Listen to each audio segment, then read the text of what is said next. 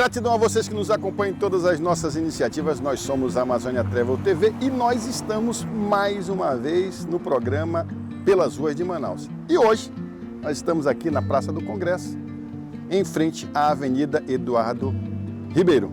Com vocês, Eduardo Monteiro de Paula. Olha, o meu amigo Gilmar, que vive passeando por aí, né?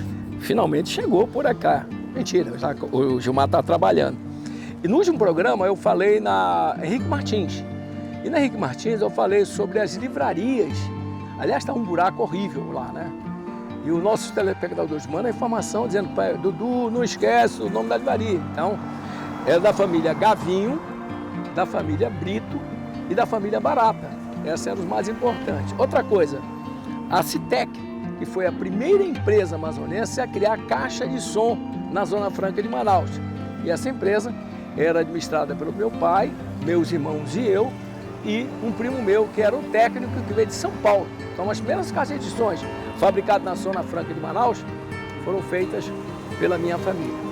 Outra coisa que é muito importante, hoje o Gilmar nos trouxe aqui para o Eduardo Ribeiro, que coisa extraordinária. Então, nessa cabeça de Eduardo Ribeiro, nós temos aqui um exemplo de Manaus, que foi a primeira cidade a ter luz elétrica na América do Sul. E aqui nós estamos num ponto crítico, aliás, com uma proteção muito ruim, né? Aliás, Gilmar, vem logo aqui perto, Gilmar. Perto não, muito ruim essa proteção, mas aqui tem a tubulação de gás. E virou lixeira. Lixeira, tubulação de gás e tubulação de água que era feita em 1900. Então, essa aqui é a prova de que Manaus foi realmente Paris dos trópicos. E um pouco mais em cima você tem as tampas de ferro que foram feitas dentro, vamos dizer, na Europa e foram trazidas para cá. E o nome da empresa, que foi a empresa que produziu o Improvement, ou seja, incluía tudo, né? Incluía luz, gás, esgoto, água, fazia tudo dessa forma. Então, é aqui o início da nossa história. Dudu, a cidade de Manaus, como qualquer outra cidade, tem nomes de ruas importantes. E essa daqui é a Eduardo Ribeiro, e aí, claro que as memórias afetivas elas vêm à tona quando você chega aqui nela. Eduardo Ribeiro era uma avenida importante, mas por causa deste caboclo aqui. Esse caboclo, esse busto aqui demonstra o dessabor das autoridades pela nossa história. Vou dizer uma palavra muito ruim, que a gente não gosta muito, a cabeça do Eduardo Ribeiro está toda cagada, pô. Não é brincadeira não, né? Não tem limpeza, não tem manutenção, Gilmar. Um cara que transformou a nossa cidade em Paris do Trópico, pô. Eu costumo dizer para as pessoas, e não vou dizer o nome do segundo, mas as transformações de Manaus surgiram com o Eduardo Ribeiro e depois com outro governante dos anos 70 e 80, que foi o cara que, aliás, eu vou até dizer o nome, já que ele não está em nós. Não está mais entre nós. Chama-se Amazônia Orlando Mendes, pô. Foram as pessoas que transformaram essa cidade mais habitável.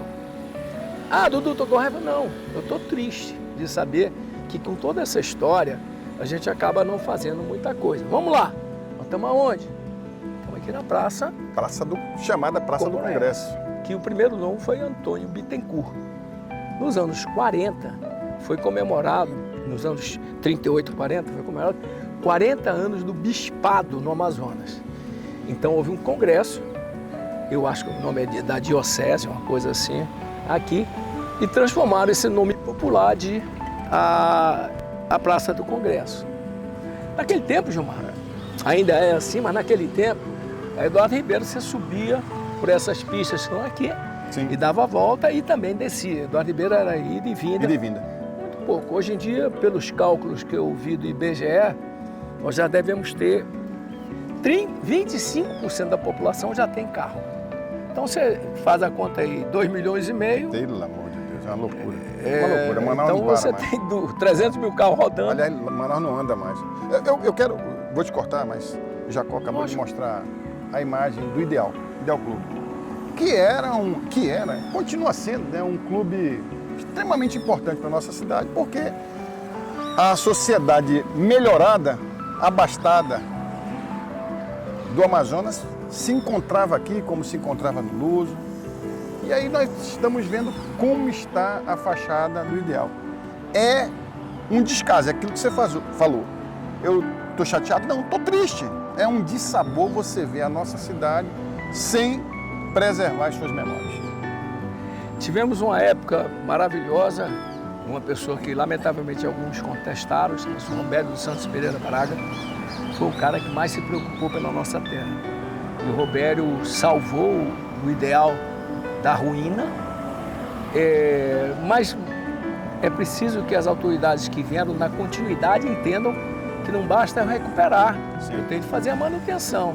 Olha, nós estamos aqui na Praça do Congresso sentado no banco original, quer dizer que quem reformou a maioria dos bancos que estavam originais, alguns foram refeitos, mas esses aqui são do tempo, realmente dos anos 40, embora a praça seja mais antiga do que dos anos 40. Eu acho que eu estava vendo alguma coisa de 2013 ou qualquer coisa parecida, que era uma complementação da obra do Eduardo Ribeiro. E aí nós falamos da história aqui escrita, né? O cara que reformou essa sala quis transformar o piso igual como da época, né? Uhum. Que era os famosos pedras que nós temos em volta. Sim. Antes era paralelepípedos, exatamente. E que vinham do exterior, porque a gente não tinha essa produção aqui, sabendo que em volta do Teatro Amazonas era de borracha, para não fazer barulho as carroças.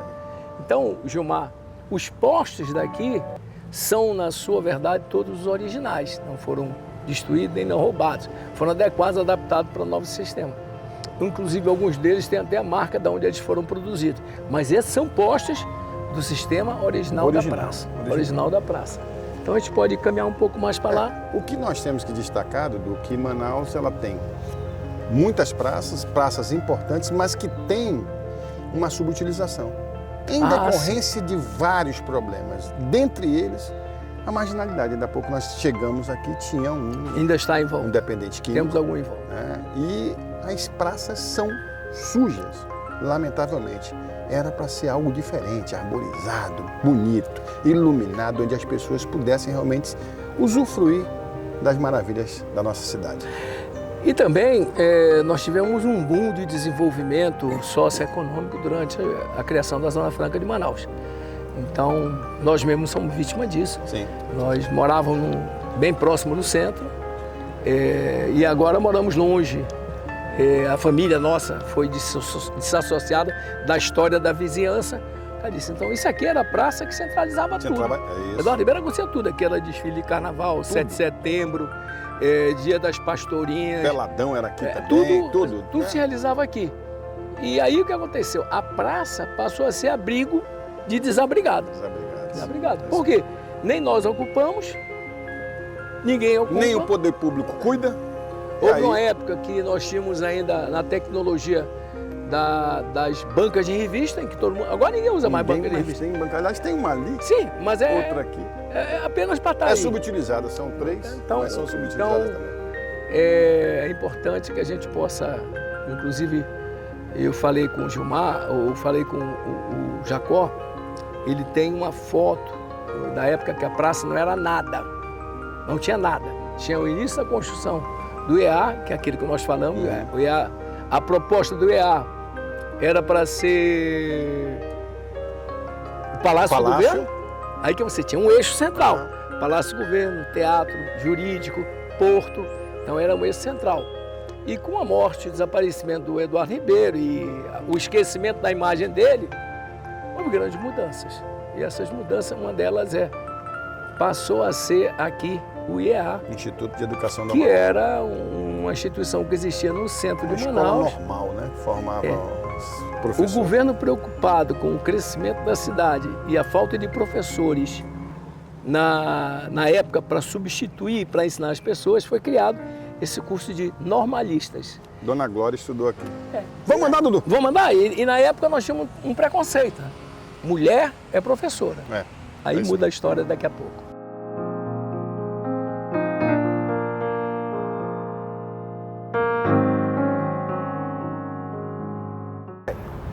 mais um monumento, né, Dudu? Mais um monumento.